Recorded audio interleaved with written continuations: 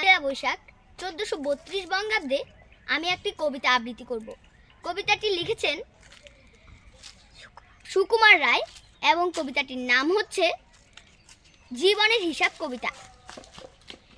বিদ্যে বোঝাই বাবু মশাই, চুরি শখের বটে, মাঝিরি কোন বলতে পারিস সূর্যি কেন ওঠে, চাঁদটা কেন বাড়ে কমে, জোয়ার কেন আসে, বৃদ্ধ মাঝি অবাক হয়ে ফেল ফেলিয়ে হাসে।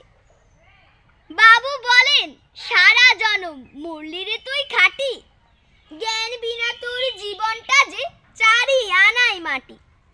খানিক বাদে কহেন বাবু বলতো দেখি ভেবে, নদীর ধারা কেমনে আসে পাহাড় হতে নেবে, বলতো কেন লবণ পোড়া সাগর ভরা পানি।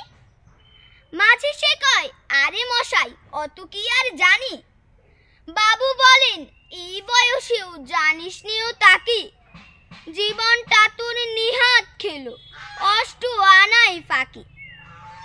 আবার ভেবে কহেন বাবু বলতো রে বুড়ো, কেন এমন নীল দেখা যায় আকাশের ওই চূড়ো, বলতো দেখি সূর্য চাঁদে গ্রহণ লাগে কেন, বৃদ্ধ বলে আমায় কেন লজ্জা দেছেন হেন।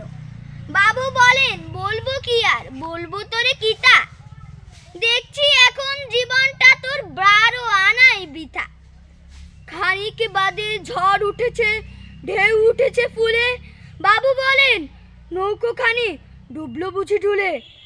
মাঝি রে কন এ কি আপদ, ওরে ও ভাই মাঝি, ডুবলো নাকি নৌকো এবার মরবো নাকি আজি।